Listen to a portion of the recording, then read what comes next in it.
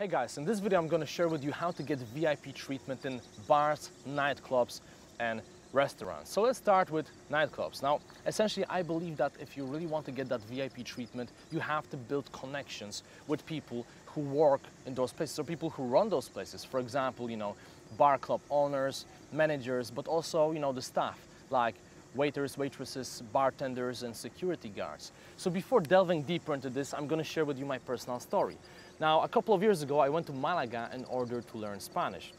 Now, instead of doing it in traditional way, I decided to learn Spanish solely through interactions with local people. So basically, when I flew to Malaga, I said to myself, all right, Jimmy, from now on, it's only Spanish, okay? My Spanish was very limited. I could say something like, perdón, quiero una agua, and stuff like that. Like very, very limited, very basic. I would make mistakes all the time. But still, I decided I'm going to use only Spanish, and I'm going to learn through interactions with local people in nightclubs, on beaches, and on the street, basically, walking around talking to people. So from time to time, I would go to this place called Los Alamos, which had amazing beach bars. And basically, the way I did it was, I would go there around 9 or 10 p.m. when all the beach bars were already open, but there were not too many people because, Spanish people tend to go to parties very late, like 12, 1 in the morning. That's when they start going out. And basically, I would use it to my advantage.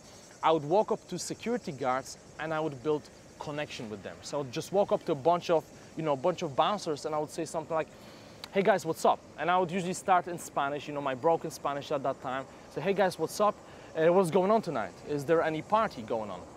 And we would speak about, the party. They would tell me a couple of things. And at some point they would ask me, dude, where are you from? Because they could hear that I had different accent, that I was making mistakes. Clearly, I tried to learn Spanish. By the way, sorry for the sounds in the background. But then, they would ask me some questions. I would tell them where I'm from. I would ask them back. So guys, what about you? Are you from here? One of them would say, no, actually I'm from Argentina. I would be like, oh, Argentina, wow, perfecto, me gusta Argentina. Me encanta Buenos Aires. And I would speak, about Buenos Aires, my experiences and stuff like that. So we would build this common ground, okay, some commonalities.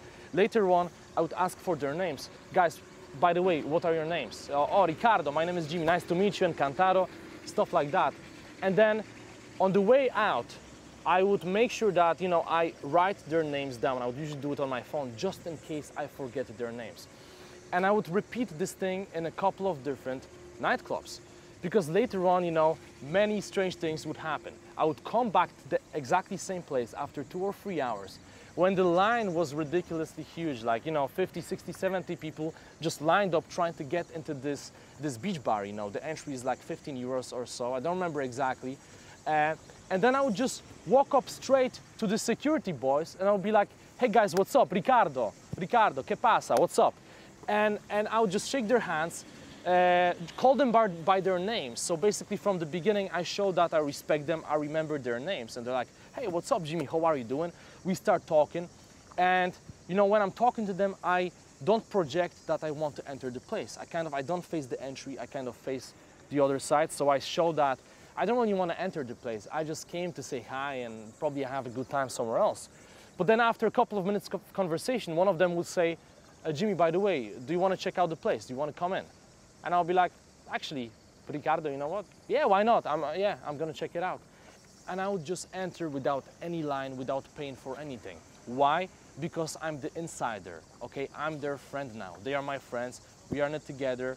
Why would they ask me to pay? Why would they ask their friend to pay for the entry and stay in the line if we are having a great conversation, second time, and there's this huge line of people, and I know that they will be waiting for another 40 minutes, maybe 1 hour, and I just walk right in without paying anything. So that's one of the things you can do as well. I mean, make sure that you arrive early and try to build connections with people on the door, because remember that it always starts on the door. You may know the owner, you may know the manager, but if you don't know the security guys, how will you get inside to speak to those people? So make sure you build connections with bouncers. Now also try to build connections with owners and managers if you can. And during the day, what you can do is, usually many of the nightclubs and bars are open for like small meals, for some drinks. There are not too many people. Bartenders are not too busy. Just walk in, sit next to the bar, order some drink, and start talking to the bartender, okay? Find some common ground, okay? Share some experiences with them. Ask them for their name. Make sure that you remember their name. And you know, have a cool conversation. Shake their hands and leave, because later on what's gonna happen is when you know all of those people and you manage to get in later on, you go to the bar and it's totally different dynamic. You're not just one of those hundreds of people lined up next to the bar, but you are a friend. So you walk up and you're like, hey Fabrizio, what's up? And the bartender will come straight to you because he remembers you.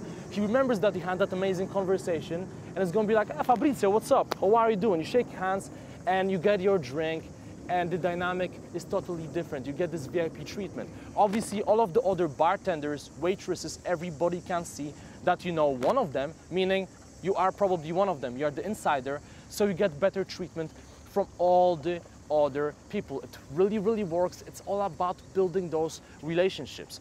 Now, let's think about restaurants now, okay? How can you do the same thing in restaurants? Now, okay, what I believe in is that when you go to the restaurant and you feel like this is the place for you, okay? This is the place you want to visit more often. It's in your city or the city you travel to a lot. You enjoy the food, you enjoy the service, you enjoy everything. Make sure that you tell them about it. So be nice with everybody. Use the same principles, okay? Don't just, you know, say to the waiter, hi, how are you? Thank you, bye. But say, what's your name? Nice to meet you. Have been working with you for a long time. Ask some questions. You know, people love to answer questions because it shows that you appreciate them, that you care what they have to say. Very important. Now, after the meal, if you really enjoyed something, ask for the manager or the owner, okay? Ask for them, don't be afraid. Ask for the manager or for the owner. When they come up to your table, stand up, introduce yourself, make sure you remember their name, shake their hands and say, you know what, I really enjoyed the food, and be very specific. And say, in particular, I really enjoyed the soup.